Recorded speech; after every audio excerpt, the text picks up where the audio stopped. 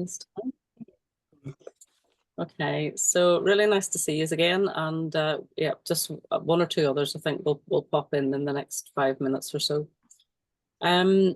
So this week we're picking up a little bit in the theme of last week, which was kind of introducing things like, you know, the accessibility, so focused very much on the single page booklet. And I just wondered, I know I had a couple of questions come through. Actually, yeah, then not here just yet. In terms of, you know, sort of what sort of paper is good to use for printing, how can you share resources if you're running a workshop, in terms of accessing print. So I'll maybe come back to that because I think it was Sarah had asked that one. So I might, you know, I've got some thoughts on that, and maybe amongst the group as well, you might have some other suggestions.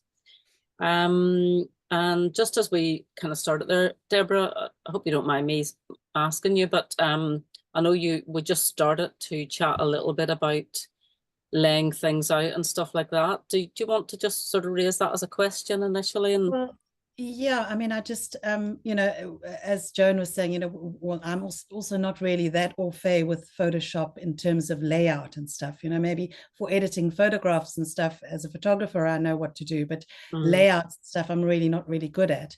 So I was wondering, I was furiously trying to find some kind of layout that was a template that we could use for these fold out books, where you could just throw your images into the template. But anyway, I worked around it. Eventually, you know, just I sized all the images high, Sarah, sized them up, and I managed to, you know, and then turn them, and, you know, but it just took a long time. I spent a long time, you know, doing that. Yeah. And I just wondered, you know, maybe I'm going to save that template somehow. But even those kinds of things, I'm really stupid at. Really, you know, I need to just I need to, you know, get on the bandwagon and upskill myself on that level, definitely. Yeah.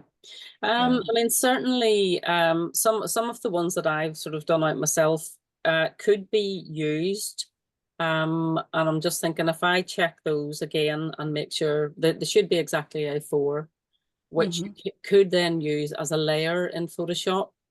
Okay.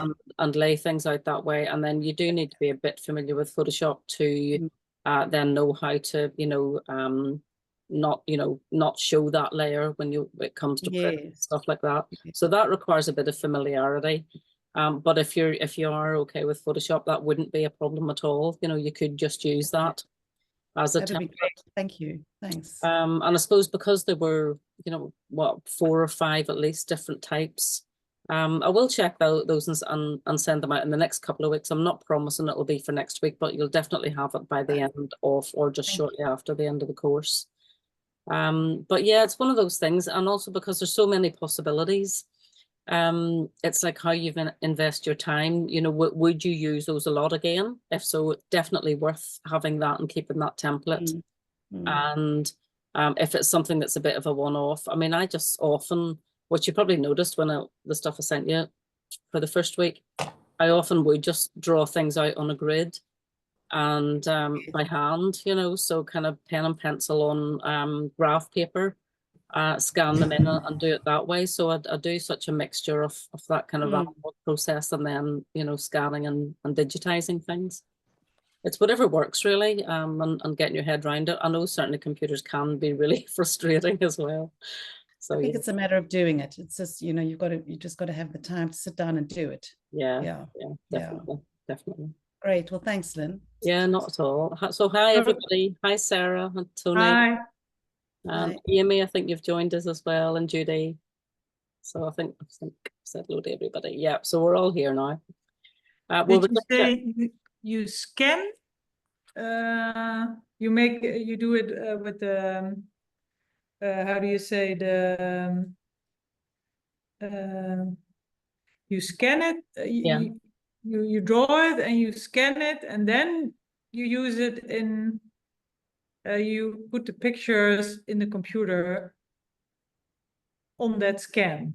Yeah, we're just talking about sort of if there's an easy way to get a template to do something like, you know, what I sent out to you and what we made last week. So yeah, that's what I was saying, that my initial starting point is often do it by hand onto graph paper, but having said that, I have also done it directly into Photoshop, and I use the grid in Photoshop just to give me an idea of what's an equal section. If it's, say it's thirds going across and then, you know, coming down, and then just for each image, just scale it to the size of that frame that I want it to be. And then the ones that need to be reversed, obviously you spin those round.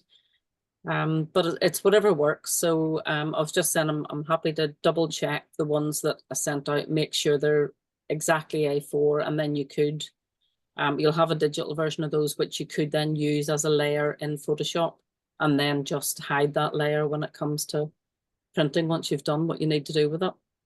So that's one way around it. Yeah. Okay. And I was just checking if there's any other kind of questions or points that came out of last week. And I know, Sarah, you had sent me one through about printers as well, about how you know, just getting stuff out of the computer too. So the other end of the spectrum, really. So oh, my dog's just come to visit, and he's very hot. So if there's a lot of heavy panting, it's not me, honestly. So yeah, so I think that's worth you know, just a wee bit of conversation maybe amongst the group at the minute, because it's something that, you know, potentially will affect all of us if we're wanting to work with groups, and it's the sort of thing you want to do, and you're mixing kind of digital and analog, or you're mixing digital photographs and then wanting to make some kind of book structure. It's like, how do you do that? So, and some of the ways that that I've done it, and some of the things that I'll show you today are very hands-on. So it does require having a printed version of, you know, a photograph. So just something that this has just been printed on, not even on photo paper, just kind of quite heavyweight, 170 gram, like recycled paper, and it's okay, you know, it works well. So I can think of a couple of resources that, you know, if you're doing things, it doesn't always have to be photographic paper. It doesn't always have to be stunning quality, because sometimes the immediacy of something and what you're doing, and again, that the accessibility is more important than something that looks like a fine art print that you'd put on the wall. It doesn't have to be. And so I know you're not in the UK, Sarah, but for anyone in the UK or who can order from the UK, there's a decent company called Artway. I'll put it in the chat. Who are in the south of England somewhere. Oh, hang on. Yeah, is that gone?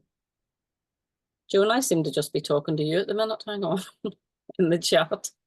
But can everyone see that, or just Joan? No? It come up in the bottom of my screen. Yeah, that's what I mean. I seem to have just chatted to you. Maybe because I started the chat when you were. So it's a supplier. That's a supplier. Yeah, let me just get everybody.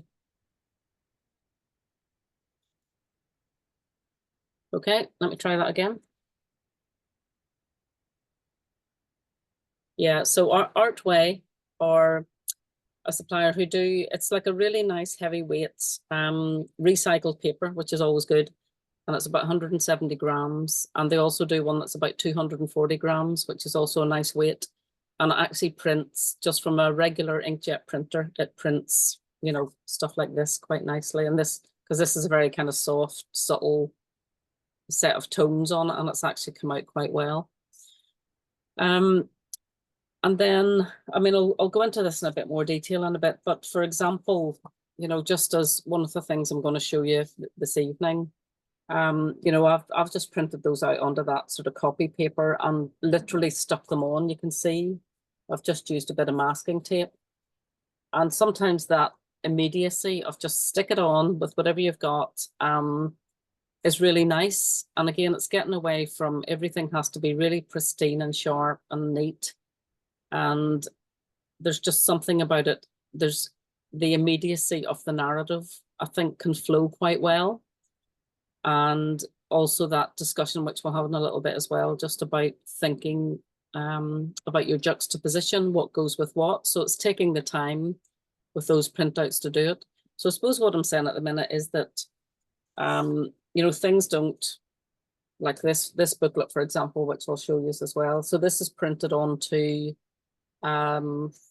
double-sided photographic paper. So this is Hahnemühle duo rag paper. So that's probably better quality. It's got a nice kind of arty look to it. And it'll print on both sides, but so will heavyweight photocopy paper, but not quite the same sort of surface finish.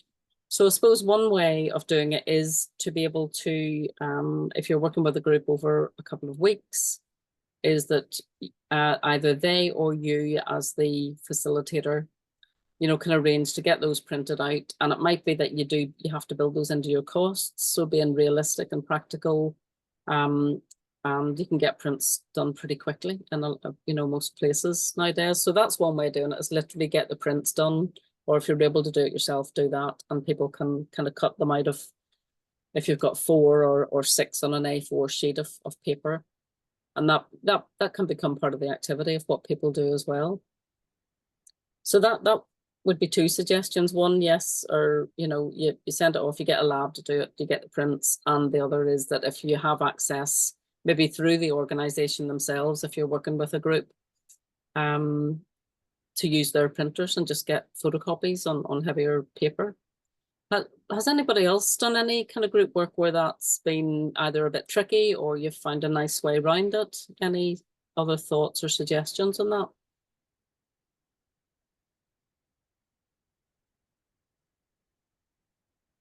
Most people tend to do more digital type work. In the courses that I've run, it's over the course of 2 weeks, Right. and so we do the opening course, and then the images they take during the course of the following week, and then they're all from the same town as me, and there's a printer here, so I just have made contact with the printer and said, look, the students will be coming and they'll be printing there. And then I obviously cover the cost. It's already covered in the course material. I mean, in the cost of the course. But they just get their prints done, and then bring them in the next Saturday morning. They bring it to me, and then we work on them. Yeah. But you kind of need a bit of time, because I'm always worried that if I do it myself within the course, I run out of ink, or something sort of goes wrong. So I've always preferred to rather just like give it a bit of time, and then let them go off and have their own prints done, and just bring it to the next session. Yeah. I mean, another thing that I'm about to do with a group is I've managed to get a bit of funding to purchase 2 little, do you know the Canon selfie printers? So they're very small, little, so I've managed to get funding for a few of those, and, cover the inks and the paper and stuff like that. So with something like that, you can print in the session, and obviously you can print directly from the camera or phones. So you don't necessarily need a laptop or anything like that. And I suppose that it's a bit of a slow process. So you'd want to manage that in terms of, maybe limiting people to just a few images each, or planning it in such a way if it was more that that happened over a slightly longer period of time. So it's just about managing the technology, the time, and how many people you have and stuff like that. I don't know if that helps, Sarah, or not, or. Yeah, do you know the Canon selfie, is that also for a print bigger than a size of a card? Or I think it's just about 6 by 4. Yeah. I was just going to say I use a Canon selfie, but I use it with various groups. But it's really, it takes probably at least a minute to go through each image, and it's nice if you've got an SD card, because people can just put the SD card into it and scroll through the pictures, and you can do it from the phone, but you need an app, so that's something to think about. And I was also going to say I've got a Canon sort of ink tank printer at home that I do a lot of printing for my classes. I tend to do, if they do lots of pictures, I tend to print them out like this for them to then put in their sketchbooks on another week. So it's like a different kind of course. This is more of a skills-based course, but the way that I've kind of learnt to manage those is to have like an online, like a Google Drive, or sometimes if I'm working with a mixture of people with phones and cameras, I'll set up a Padlet. I don't know if anyone's come across that. So it's sort of ways of, so if you're going to take charge of them at home to print, it's ways of collecting them in one place that's simple for people to give them to you. So there's those kind of things to manage as well. I know it's not just about printers, is it? Can you print off a Padlet? Sorry, just interject. Oh, the Padlet. Yeah. Has anyone else come across Padlet? We've Yeah, used yeah. Padlet in the course, but I didn't know you could print off it. That's really Oh, good you can if people upload pictures, you can download them and print. Brilliant. Brilliant. Yeah. Brilliant. Thank you. I think there might be some kind of I'm not sure they come complete, like full res, so you wouldn't want to print a big thing off it, but for sort of this kind of thing, yeah, I think they sort of compress a little bit, but it is a way. Yeah, definitely. And that Yeah. the sort of contact sheet that you showed us there, that's a really nice way if you're doing little books, because you can Yes. get a lot of images on one sheet, and you know Yeah. you've got a book there instantly. Yeah. So yeah, nice one. Thanks for that, Sam. That's great. That's okay.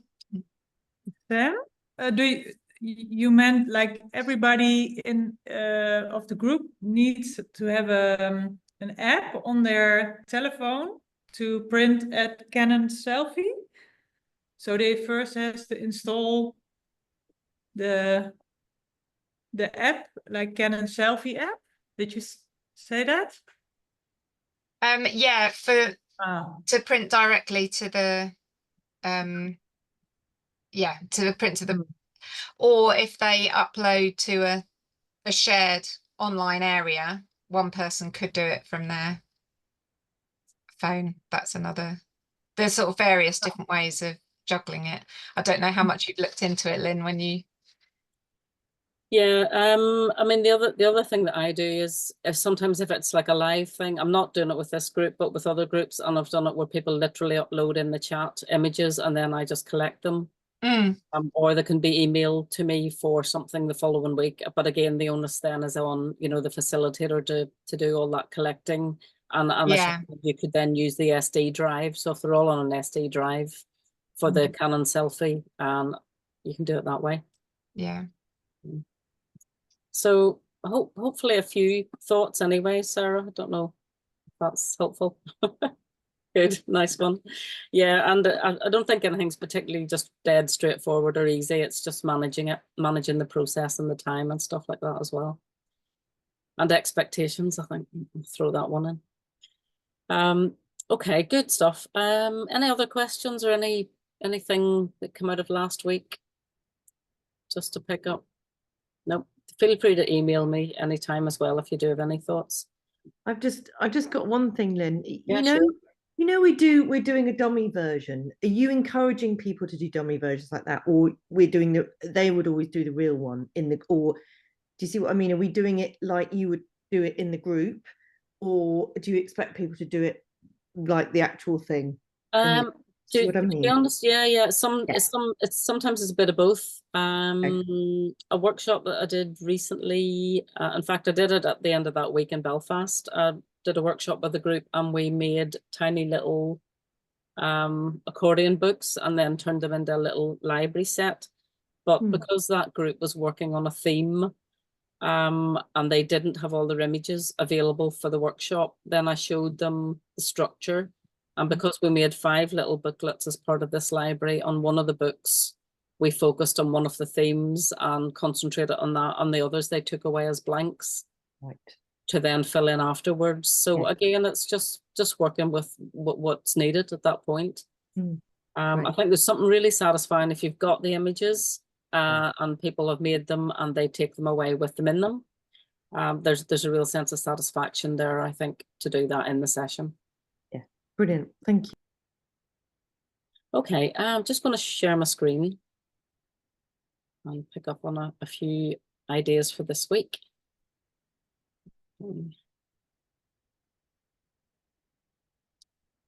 Okay, so this week we're picking up a little bit more on the theme of narrative, which we started a little bit in terms of thinking of the flow of information and sequencing and stuff like that. And then I set a little activity that, you know, if you had time to do, because I know we're all busy, it's, you know, it might have been worth thinking about. And I've had a few people send me stuff, which is really lovely. Thank you. And I know a few people have said they've got something to show on camera this evening. So for the rest of the session today, looking a little bit about feedback and sharing from week 1. So we're going to do that shortly. Any images from your walk or themes of grounded in space. And I also had a go at that. It's something I've looked at before, but I kind of tried to keep it in the context of what we're doing as well. So it was nice to do that kind of freshly for me as well. Continuing thinking about accessibility, you know, how we want to work with other people, things that are available, accessible to us to be able to use, and also in a way that encourages people to be engaged in the sessions that we might be running.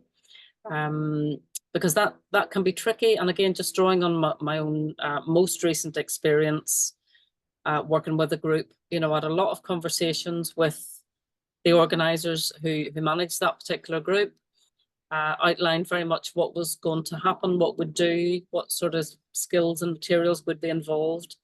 And then when I was actually running the session, it transpired that certainly 2 of the women in the group had real difficulty just with dexterity, you know, literally real problems in terms of because we were working with quite small scale.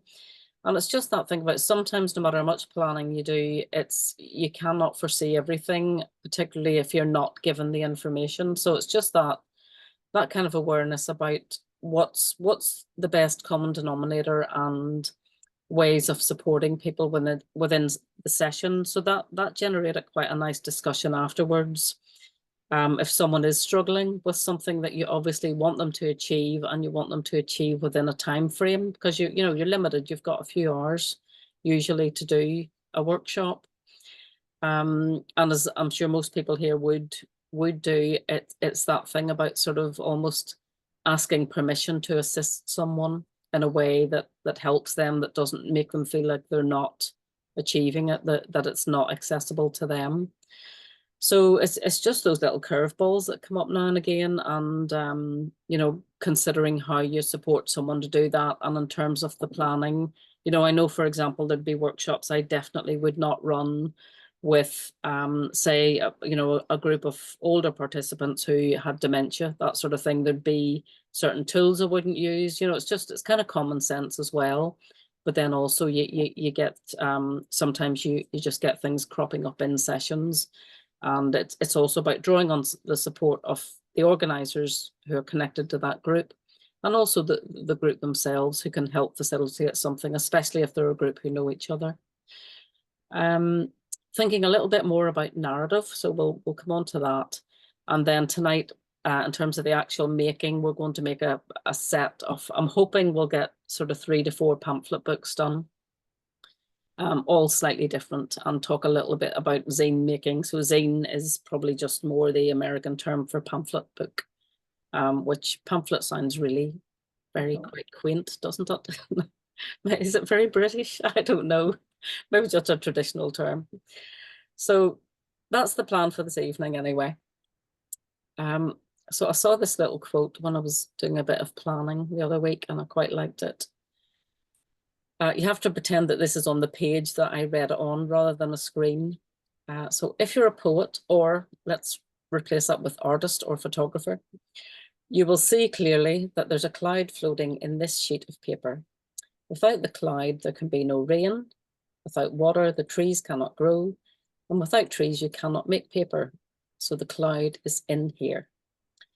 The existence of this page is dependent upon the existence of a cloud. Paper and cloud are so close.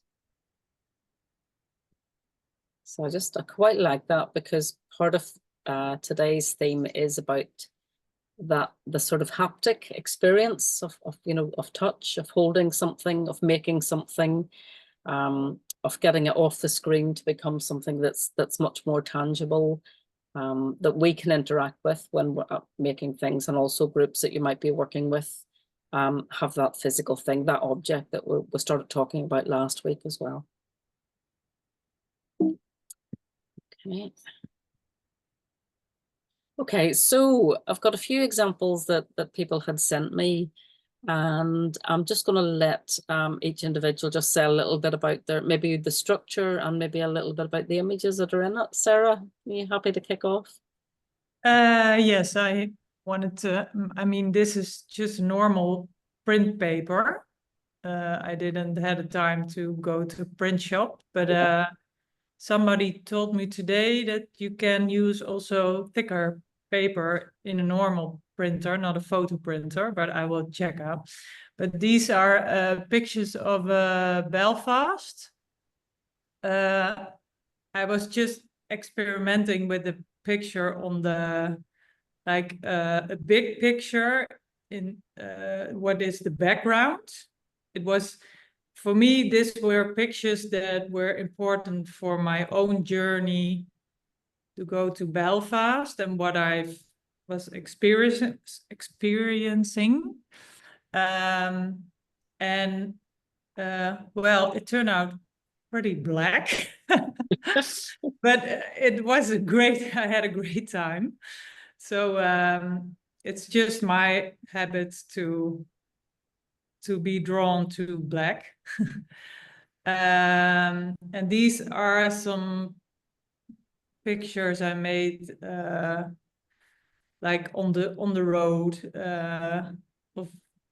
and well, I mean it's not perfect, but I wanted to try something, and I had more pictures than I wanted to make a bigger one, but I'm going to, because there were more pictures. But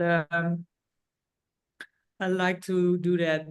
This was a sort of tryout. Yeah, yeah. I really like the way you've done. It looks like one half of it is that sort of darker theme, and then the other half is almost like contact sheets or little images. Is that the way you've done it? Yes. Yeah, yeah, yeah. That's really nice, just in terms of the kind of design of it, and not quite knowing what you're getting when you look at one side or the other. Any thoughts from anyone else? Any comments? I just really want to see more of it, you know. I want to see it opened out both sides. I don't know what anybody else thinks, but I think because it's a handmade, very personal product, that sometimes the lo-fi printing complements it. You know, I'm not so sure. I printed all my stuff on a photocopier. It would have printed it on photo paper, glossy or whatever it would be. It would somehow seem to contradict what the work was about, if that makes any sense. I think the fact that it's handmade, the not low quality printing, but the unfussiness of the printing will complement it. I don't know. Yeah, I would agree, Tony, and it really it taps in well to that idea of the immediacy of something, of an idea, and sharing an idea, and there's something quite raw and gritty about it too. Like a child's drawing, you know, it has a sort of charm about it, really, an innocence and low-finess that really appeals to me. Not on about that particular piece of work, but I mean in general, the whole discussion about printing before, you know, well, some of the complications. I tried to print, I had no end of either, and I had access to a printer, you know. So I just think, for me personally, I like the idea that it's keep the printing simple.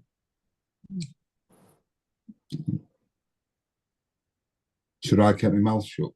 No, well, Oh no! Look, I totally agree with you, Tony. I totally agree with you. It really is. Me too. It gives it a wonderful feel. I think so. unfussy, but it's kind of it's got a personal, original immediacy to it, which is lovely. And Sarah, I like the way you put the details on the outside instead of the inside, and you put the windows inside of the book, and so you swapped it round. for Yeah. me. So you've opened the door to us, and then you've just let. I don't know. I don't know what I mean by that, but we're seeing like details on the outside. The abstract bits on the outside instead of the inside. So I like the way you've swapped it round. Yeah. Thanks. Yeah, I think it'd be really nice to see a, like I say, a bigger version if you are trying to make a larger scale and more images and stuff. I think, yeah, I want to do that. yeah. Do you know what might be really nice by the end of the course if we kind of felt happy to share either a digital version of the book that we could print out, you know, from each other, or if people felt like a physical copy of something that we could post to each other. But you know, we can have a think about that. But I think it'd be, I mean, I just want to lift that up and look at it, and I can't at the minute. So yeah, so that's great. Thanks, Sarah. That's really good. You're welcome. Okay, and Joan, sorry, this is a wee bit digitized. I didn't want to make it any bigger. But yeah, it looks really, really lovely and interesting. So do you want to tell us a bit more? Well, that was using the first structure that we did last week. And I've actually kind of added to it. When you actually were suggesting about grounding and space, I happened just to look to my right, which looks out onto my garden, and I instantly thought, all those plants need to be grounded, and they all need space to grow. And just like humans, we need to be grounded, and we all need space. So each page, actually, if I stood up, if I held that up to the camera, would you be able to, I could show it to people as I go through the pages, Lynn? Yeah, please do. Right, can you, and I'll see if I can hold it where you're all able to see it. Let's see. Is Yeah, that not easy? you probably need to have it quite close to the camera if that's comfortable for you. Yeah, that's not a problem. If you can make it happen that you see me, but if it's not easy, well, I'll tell you what I'll do. I'll stop sharing the PowerPoint, and then when you're speaking, we should see you in a bigger frame, hopefully. So give that a go. right, okay.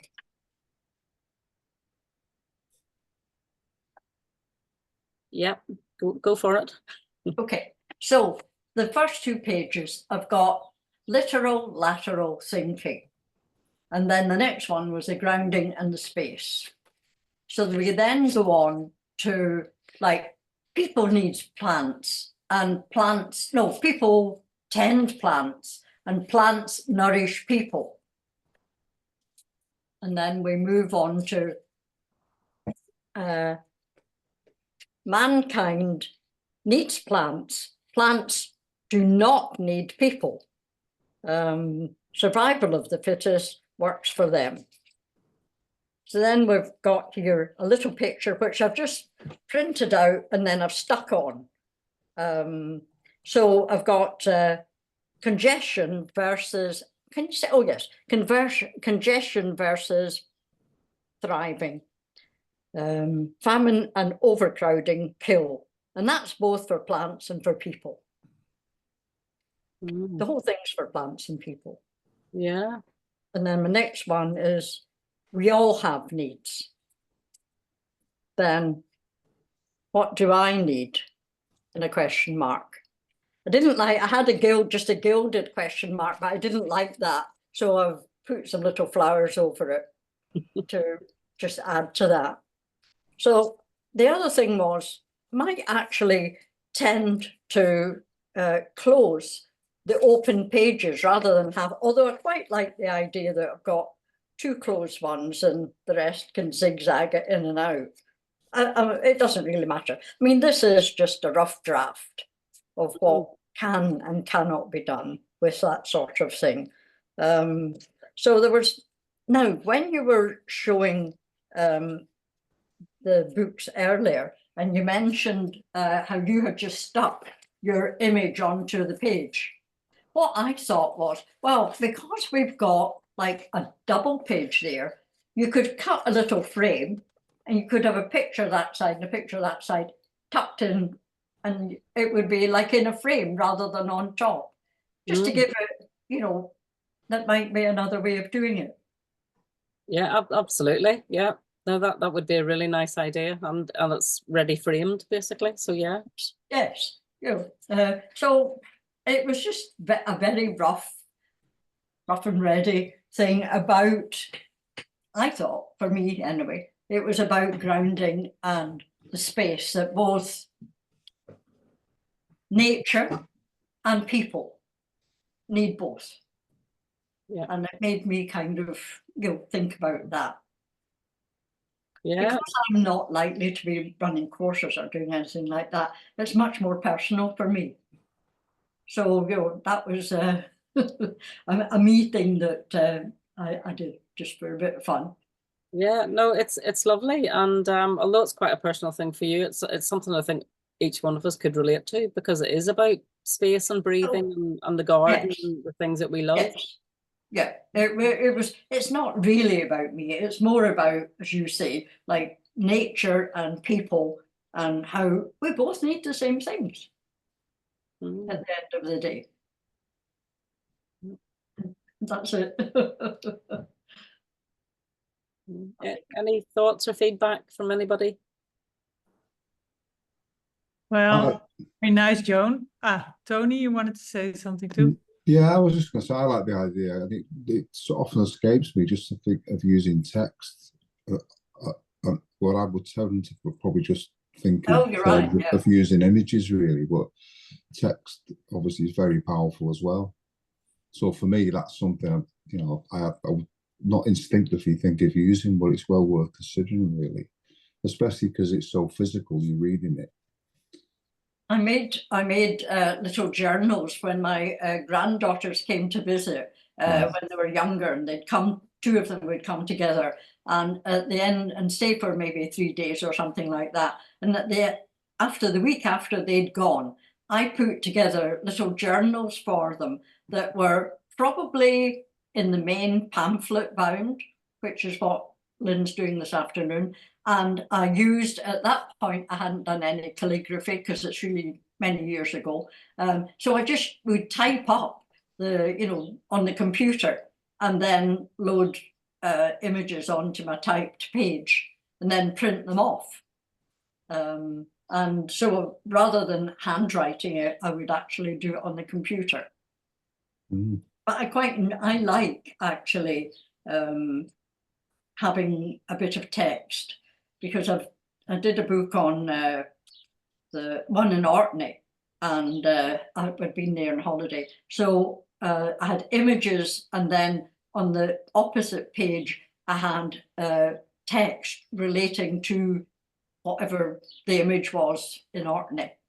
And I loved doing that. That was great. Well, I loved it too, Joan. And the idea, I don't know if I understood it well, but I think every time you wrote something down, you respond like to the other one. Yes, actually, you're right. Yeah. They tend to respond one to the other. And that sounds very grounding, that you like. I mean, I was more busy with the final, how I did it, my book would look finally, and you look, every time we're in the moment, it looks right. like. Yeah. There's that aspect as well. Although I had to sort of think out what would work for 12 little images, although sometimes I did it across 2. As that one's done across 2. Cool. Yeah, nice one. Okay. Thank you for that, Joan. Really nice to see you. I'll just go back to the next image here. Okay. Right, okay. Yeah, so Tony, you sent through a few examples today, which is really good. So would you like to just tell us a bit more about these pieces? Oh, you're on mute, Tony. This one was just an exercise in practicing the technique really and seeing what I could do with it. And I did want to make something pretty. And I felt that the macro shots of the flower did fit into the brief, you know. So I just wanted to make something that was very physical, and that with the ribbons as well, there was the experience of it being something unique and kind of special, really.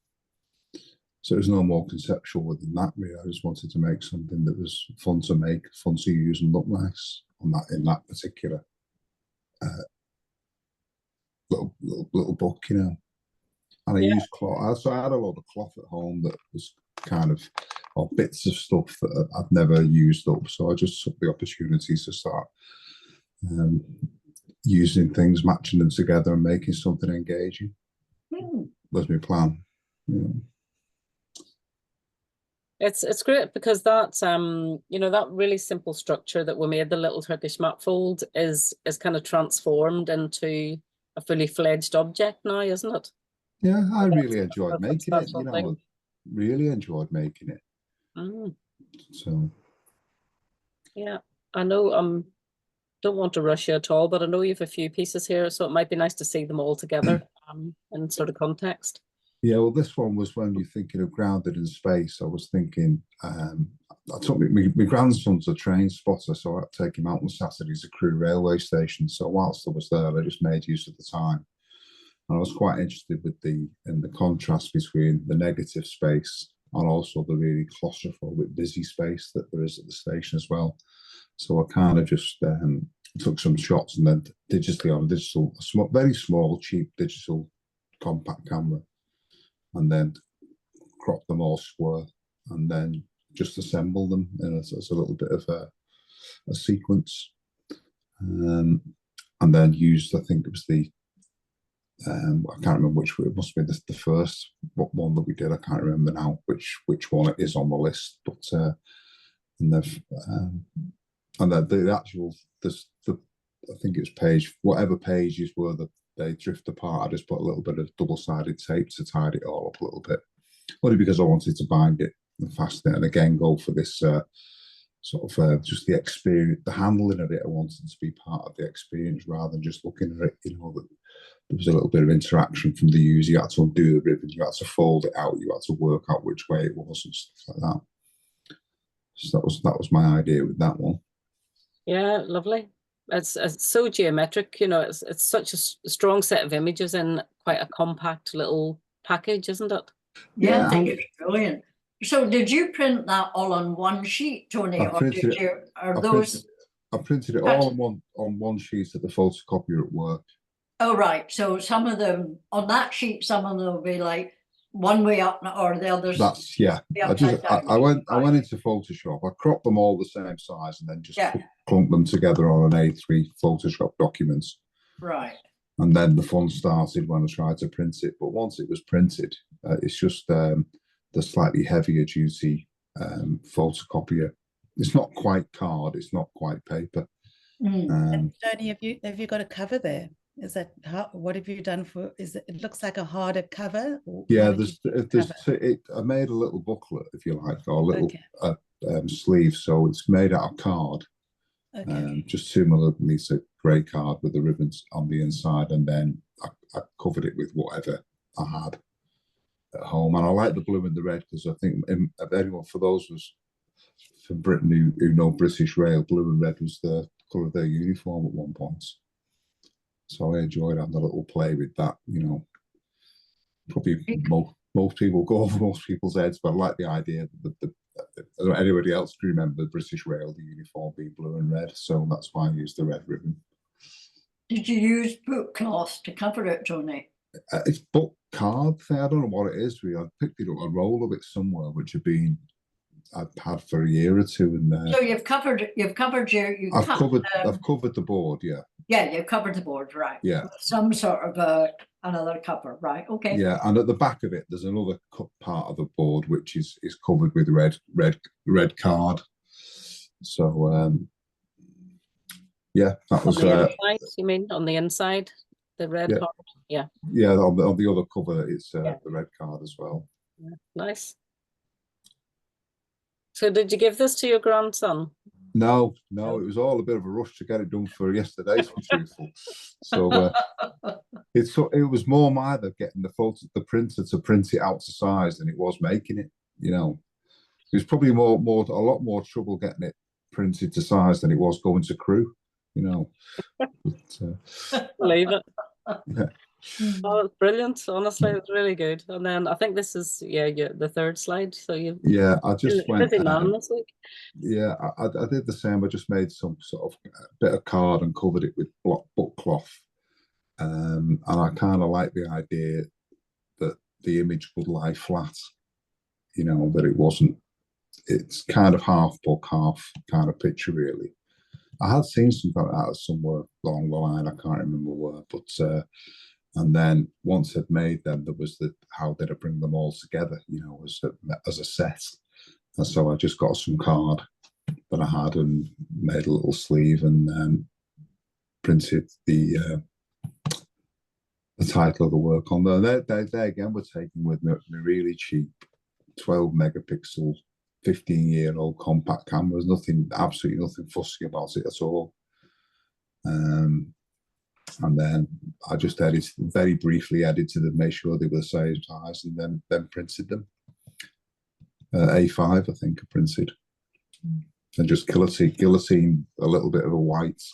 You know, guillotine into size, left a little bit of a white border to just set it off in the frame, really.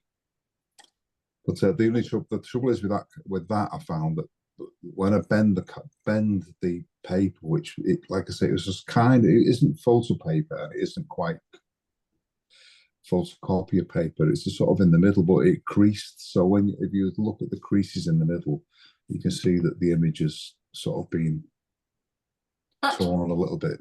Tony, that might be to do with the grain, because if the grain of the paper is not running top to tail, then if it's running top to tail, you'll get a very crisp, clean fold that looks sort of whitish, as that is doing. Whereas if the grain is opposite, then it cockles as you're trying to fold it. Well, that's something I'll take on board. So you always have to think of the grain of the paper, if it has a grain, you know, when you're printing off. Yeah, to be fair, I didn't give that a thought, really. Yeah, but actually, I don't mind seeing that. I was going to ask you, is your piece of paper folded into four equal widths? Oh, I kind of just folded it round, and my first attempt was. I don't mean to the millimeter. Is it just I just divided into four? Folded it, marked it, and bent it round, and then on the back of it, I glued it together with PVA. Yeah. So. Yeah, really nice. I really like the way you've done that as a set as well. So they're kind of three individual pieces that are then sort of put together as a set of booklets. It's just the way I think. I mean, I'm absolutely hopeless at taking a big shot picture. It never ends. I always only seem to be happy when there's a little set of them together, really. I like that very much. Yeah, lovely. And any other comments or thoughts? I'm impressed by it all. Actually, it's all fantastic stuff, very inspiring, and I have to apologise for the group for failing to come up with anything this week, but at least I'm here. Absolutely. Yeah, Tony, you set the level high now, the goal for us. We're like, okay. Nice work. Thank you. Yeah, well done. I really like it as well, I was going to say.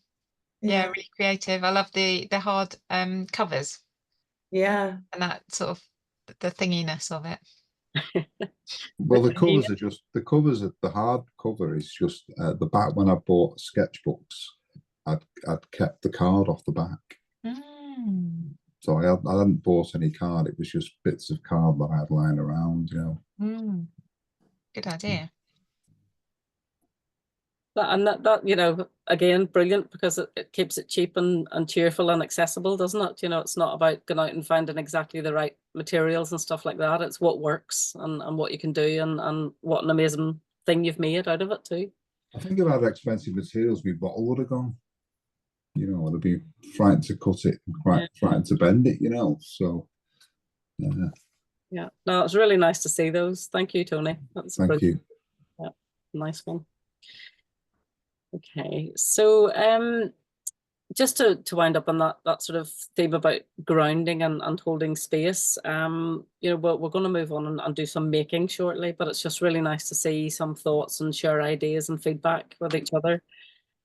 So I did do a little bit of a kind of photo walk myself, and I find, I don't know if anyone else found this, but I started understanding the word as grounding as the grind of life.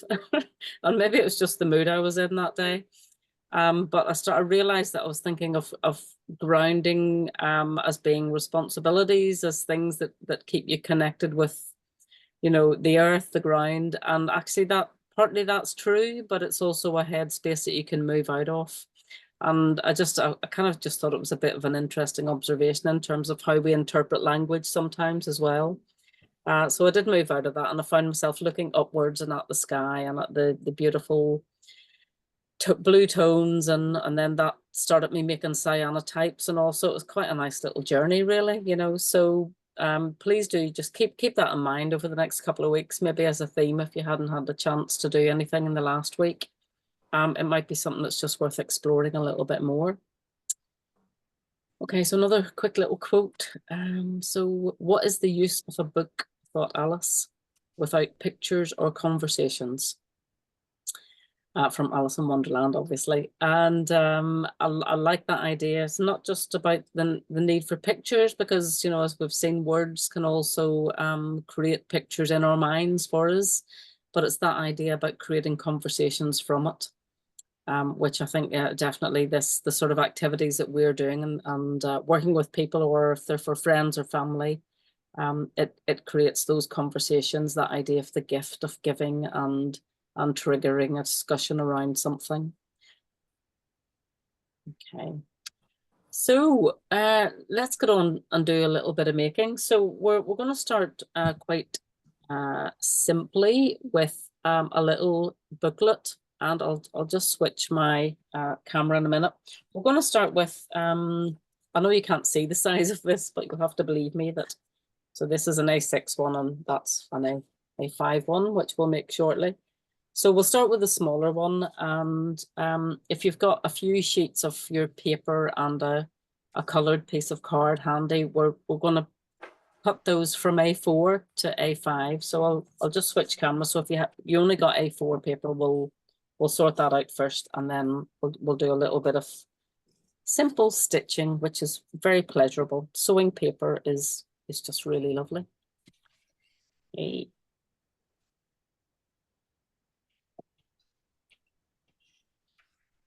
So for this one, just trying to think of many sheets. So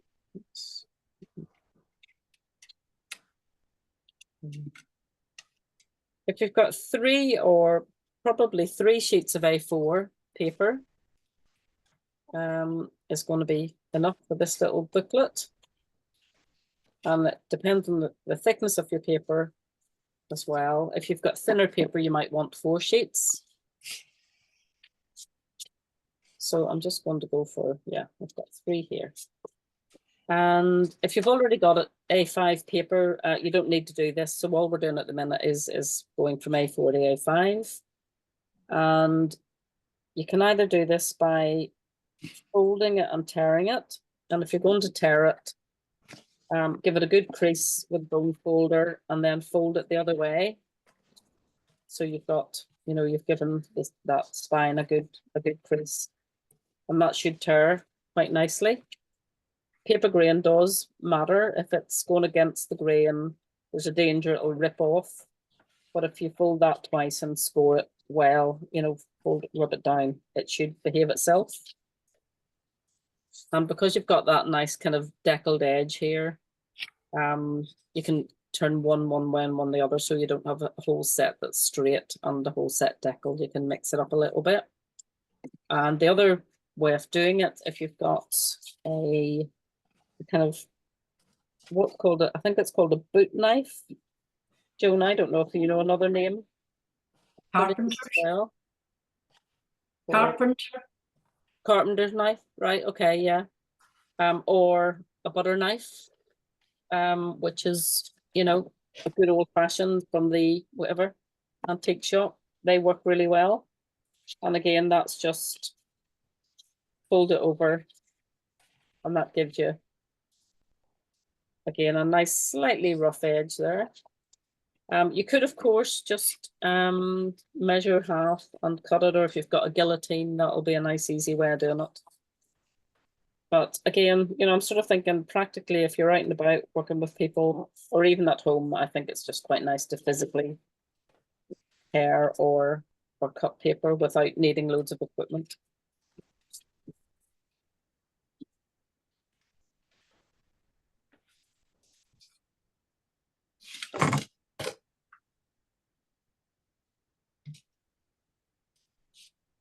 So got the sheets folded, and then I also just need the cover as well at this point. And go for a green. So again, I just need that the same size. So this is an A4 sheet. I'm just going to cut in half the A5.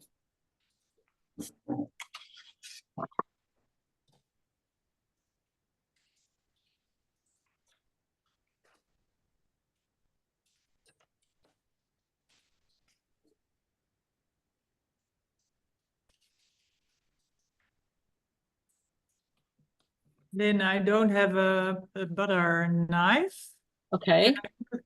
And I use this like how Don't does use a you're better with something that's a bit blunt rather than a scalpel or a a craft knife.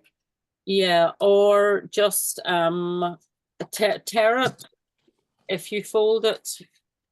So if you fold it in half, just as I'm doing at the minute, and give it a good crease. If you've got your bone folder, give it a good rub down, and then if you're going to tear it by hand, fold it back on itself again, fold it the other way. Do the same again, and it just because that kind of breaks the fibers of the paper a little bit. So even if the grain direction's the wrong way, that should actually tear fairly well. Just keep your hand on it when you're pulling it away. So that should work. If you did want to measure it out and cut it in half exactly, you could do with a ruler and the scalpel that you have there. But it's easier, and I think quite nice to have that little slightly torn edge on it.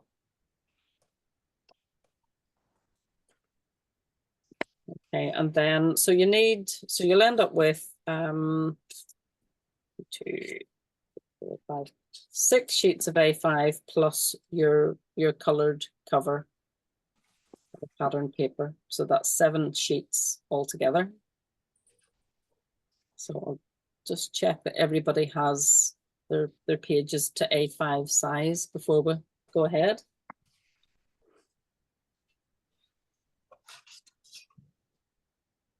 Lynn, are you saying that there's a 7th A5 that is the cover? Is that correct? Yes, yeah. Okay.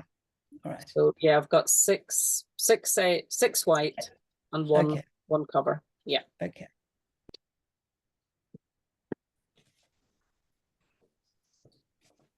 So has everybody got that okay? Got that stage? Not yet. Not yet, getting there.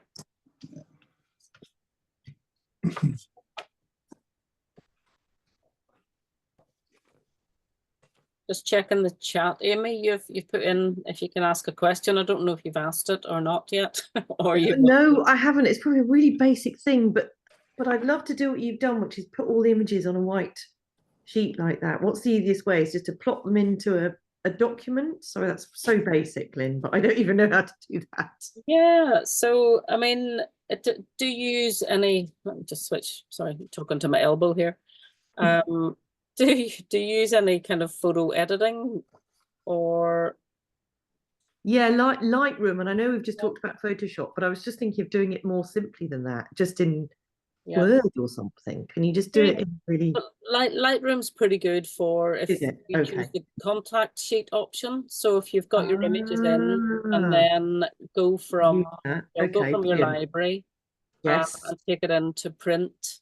Yeah. And then choose, you know, you've got loads of different options. So if you choose the contact sheet, which is off, I think that's how I did those ones earlier, actually. Ah, okay. Contact sheet. Brilliant.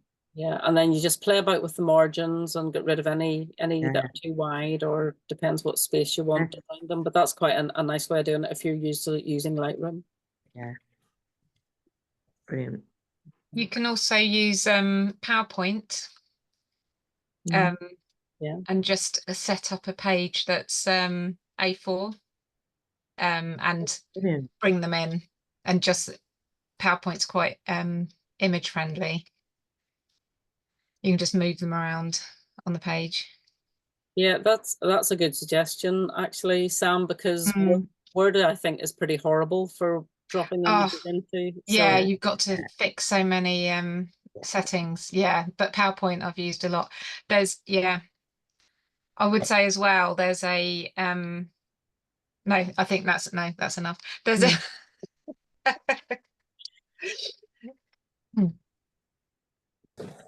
I'm dying to know what you're going to say now. So. I know. I was just going to say, I've just bought Affinity Designer and Affinity Oh, yeah. Publisher, Yeah. which are sort of great for, I haven't explored them fully, but they've got a lot of And I've actually got that as well, so there's no excuse for me not doing it. have you? All right. Okay. Yeah, they're a bit more accessible. I mean, I'm really lucky at the minute because my work, you know, provides me with the whole Adobe suite. Mm. But, you know, if I wasn't there anymore, I don't think I'd be stumping up for it myself. So I think Affinity is really good. I've used it and it's certainly more accessible, definitely. Yeah. Yeah. Is it Adobe Infinity? No. No. No. I just use the graphic packages, actually. I do use Lightroom and Photoshop, but I found they're good for simple layout stuff. You do pay a one-off fee, but they do offers. But Adobe, no, not Adobe, Affinity Publisher, what I've been amazed at is you can pull PDFs into it and start edit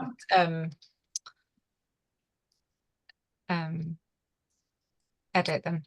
Yeah. And also, I just magic. thought, is that I could probably do it on Canva, actually. I just realised. Yeah. Mhm. Or InDesign, maybe? Yeah. InDesign Yeah. is complicated, isn't So it? But it's, InDesign. Canva's pretty simple. Right. Answering my own question. Sorry. See, it's good to say these things out loud. So you get there. Okay, so hopefully everyone's got their paper ready, and we're going to fold the whole stash together, including the cover. So just make sure everything's nice and kind of square and leveled up. And the way I do it is, try and center that, is keep my sort of fingers on the edge a little bit up, so it doesn't just jump out as I'm bringing it over. And there will be a bit of paper, white paper sticking out, but we'll sort that out at the end. So just, I'm using quite thick paper, so I'm really having to kind of work it in there. And I'm going to give it the whole thing together, just give it a bit of a press down on both sides. I should have used thinner paper, but I quite like this one.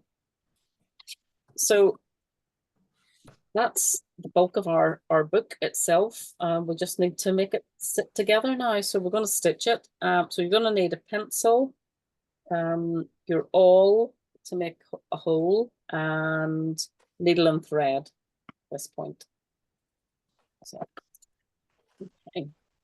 So this initial one is just, if I bring my little red example here, it's got three holes in it. So there's one in the middle, and then one at each edge here.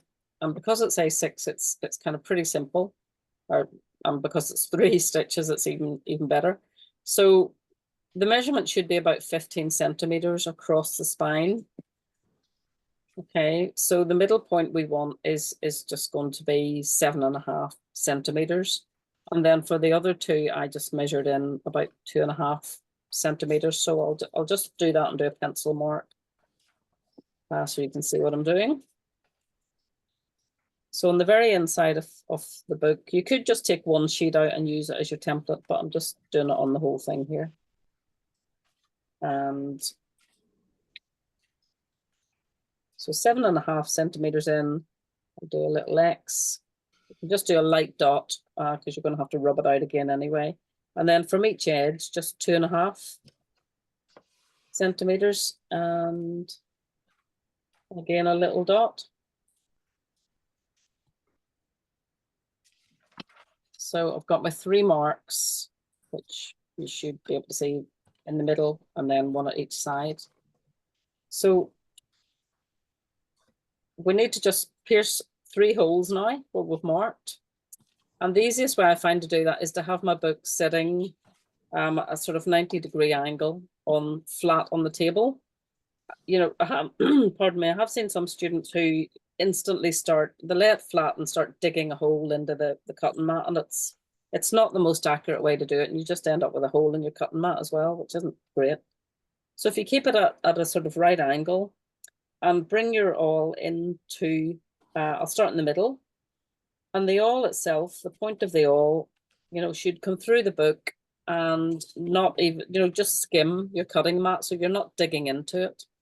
So it's just skimming across that, and then do that for the other 2 as well.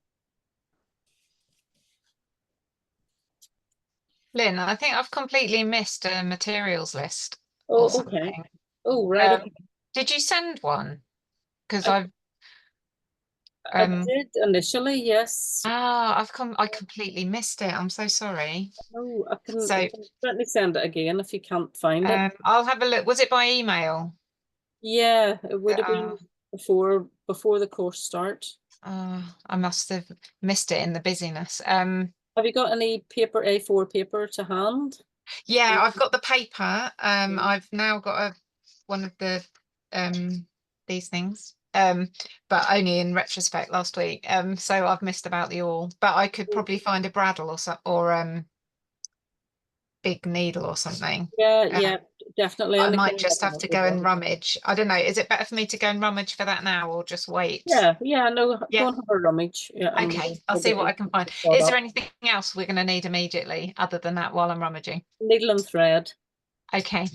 Sam, I've just found a skewer because I don't have, look. I've just, Oh yeah, I thought you were going to offer Okay. to lend it to me. I'm Thank you. sorry I can't, but I just found it in my kitchen drawer because I've done exactly the same as you. So there we are. a Okay. skewer. Okay. I Right, bought thank this you. one. Oh yeah, okay. Ah, Is Oh, that okay too? No. You use Well, something else. I well, don't know one- what oral is. Oral? an Owl? awl, No. AWL. Oh, what is that? So that Screwdriver. yeah, well, no, it's got a point, so it's just got a Ah. point for making holes. And they come in all shapes and sizes. You know, there's like that's the same thing. It's just something Ah. with a point. So I yeah. thought this one. So the only thing about that is it might make the hole too big. Yeah. Because you don't want the needle and thread kind of swimming about. You want it to be fairly fairly tight. So the hole that you make, you don't want to be too much bigger than the hole the needle needs. And Amy, you might just need to be a bit careful if the skewer is very thick. Just use the point. Don't go Just through too. realised that when I just did it. Yeah. Yes. But you Maybe I know, can use a needle. you could use a needle. So if your paper's not too thick and heavy, a needle will work. Just watch you don't kind of stab yourself up from the other end when you push it through. How many holes. Holes. So three, three. 3. So Okay. one in the middle, and Yeah. then one at each end, about 2.5 centimeters in. Mhm.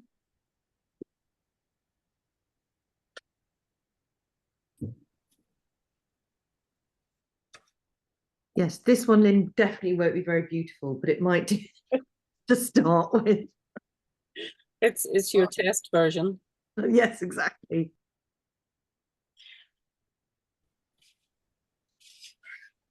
So, and then you need some needle and thread. I'm just going to use green because it's kind of easier to see, and I seem to be on a green theme here with my book.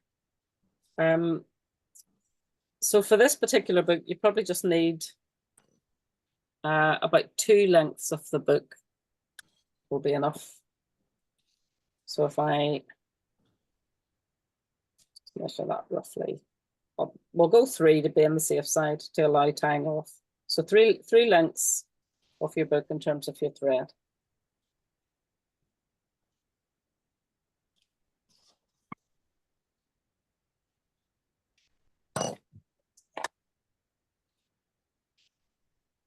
And again, it's a really nice kind of simple structure that most people I think would manage. And again, I was working in a group recently. I was working with some people that had quite bad arthritis. And that can be difficult, but this one, there's not a lot of sewing, so it's usually manageable enough for most people, which is quite nice. So let me just check. Is everybody kind of ready? Got their holes pierced, ready to stitch? Mhm. Yeah. Yeah. Okay.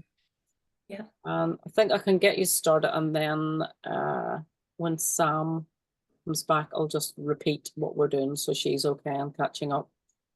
So with a pamphlet book, if I just show you, although it's white thread on white paper here, you might just be able to see that the tail ends of the thread are on the inside of the book. So I started sewing from the inside on this one. In fact, I don't even have an example. The other option is, hang on. The other option would be if you start sewing on the outside of the book, that your tails are then on the outside. Some people like that because you can leave that really long if you have enough thread, and you can tie little beads and stuff like that on, or do what you want. So it's kind of your choice really what you want to do with that. I'm probably going to start in the middle and just keep it a bit more hidden with this particular one. So in the middle hole, so you've got 3 in the middle, I'm just going to put the needle through and leave a tail of, a couple of inches. So I'm not pulling it right through. So just leave that because we'll come back and tie that off. And then, because if you're doing it the same way as me, your thread will be on the outside.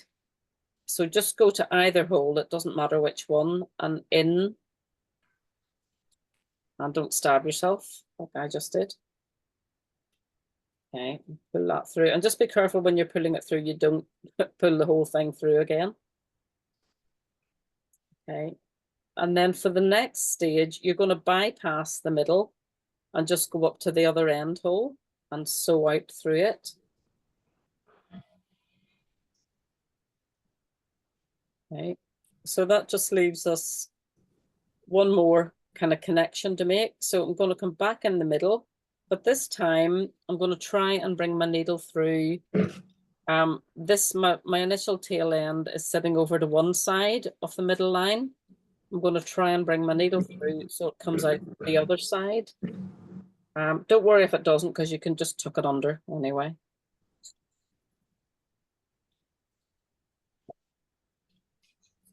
Okay, and the idea of doing that is that both your tails now will wrap around this middle section of thread, and then it just makes it more secure. It ties it down.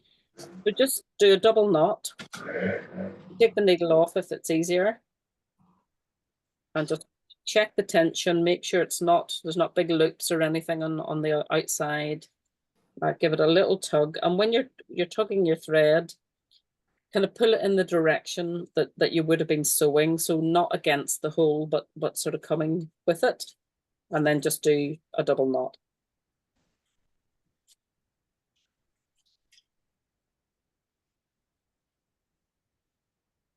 Okay, and then I would leave about 1 centimeter from the knot and just snip that off. So not much closer in case it unravels a little bit.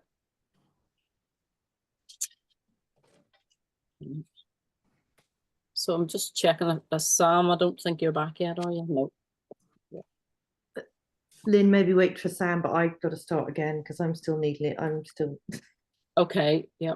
on my thread, so I'm very slow. Sorry about that. Don't worry, don't worry. So it's not a good idea to double the thread. No. No. Is that what? No. Okay, that's all right. I won't. Don't. Don't do that. Fine. Okay. Yeah, you don't need to, and you don't need to put a knot in the end either. Oh, you don't? No. Ah, okay. It's not the end of the world to I'm do. here now. Yeah. Do I Okay. have to go in here? Or immediately make them put together? Hang Or on. maybe I didn't do it right. So with, so you've done, just hold it up again there, Sarah. Okay. So did you start on the inside and go out? Yeah, Yeah. then I went out and got in. Okay. In here, So and I went in here in Right. in the middle. so when you're coming back, skip over the middle bit and go to the other one. Ah, Yeah. I didn't do that. Yeah. So if you can just undo it, just pull it out again because it's only three Right. holes, Okay. and we'll start again. Yeah. Would it be okay if we start from the beginning again, please? Yeah, sure. Let me just run over that. Thank you. Oh shit.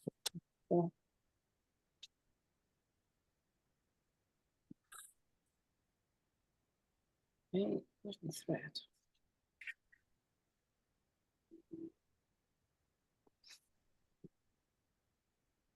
How's everyone else? Has everyone got that okay? Yeah, still a few people still working. It's fine. Okay, Lynn. Very excited. Good. Okay, so just right. So starting again. So I'm going in the middle hole. Okay.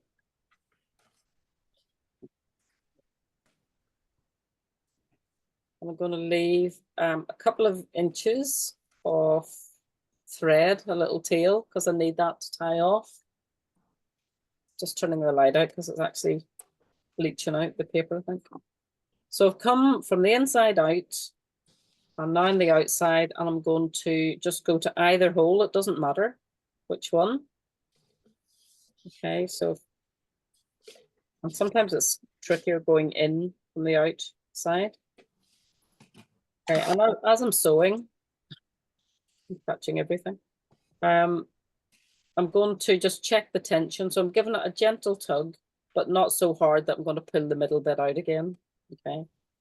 So just give that a tug in the direction you're sewing to check the tension. So this bit, so Sarah, I think you probably went in the middle at this point. So skip that and go right over to the other end.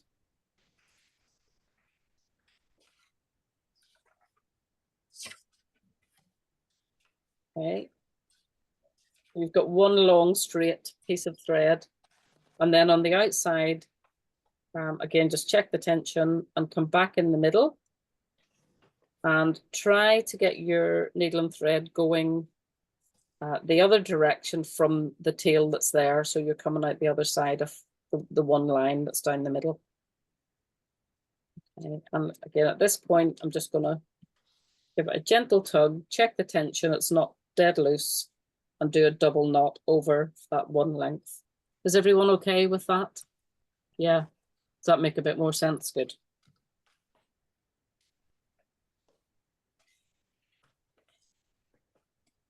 Okay, so it's really, really nice and simple, but yeah, that bit about skipping the middle, I think can be confusing.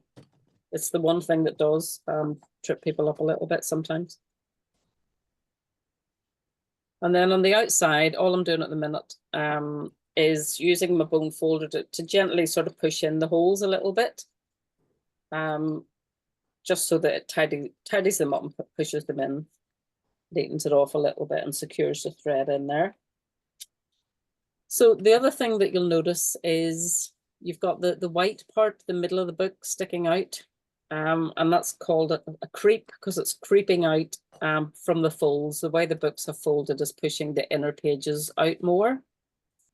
So to trim that, just have your metal ruler and craft knife or scalpel. And I would just set it maybe, 1 or 2 millimeters in from the cover, the edge of the cover. Keep your ruler in place. Do not move it at all until you've made the cut right through everything. And this is going to take, I don't know, whatever it takes really, 5 or 6, maybe more, 10 actual cuts through, because again, I'm using quite thick paper. So, and I'm not moving the ruler just so that I keep a really straight line until I know I've cut through the final bottom piece of paper.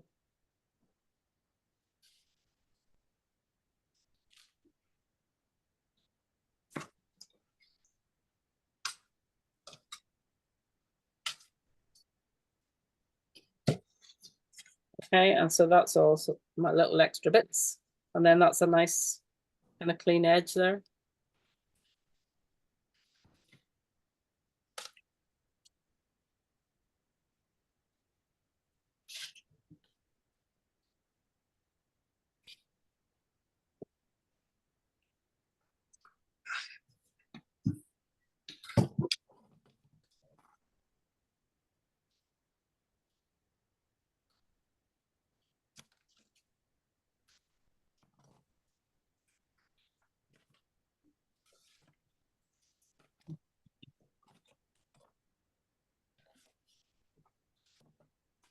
So how's everybody getting on at the minute? Are we all okay? I'm a bit worried. We still haven't got Sam back. Can you see me? Oh, you're there. Good. Okay. Yeah, no, I've now lost my needle. So I've managed to make holes and measure them. Okay, But good. I'm good. still behind, so I need to go off and find where I put my needle now. So sorry, I will be back. Don't worry, don't worry. I tell you what, actually, it's probably hitting a good point to have a short break anyway. So I'll just check everyone's okay with what they've done at the minute, and we'll take a 10-minute break. Does that work for people? Yeah. There's a few more structures I want to show you and talk a little bit about sequencing. So we'll pack it into the last 50 minutes. So it's just coming up to 5:30. So let's come back at 20 to 6, if that's all right. Just have a bit of a breather. I'll see you shortly. Cheers, Lynn. Thank you. Okay.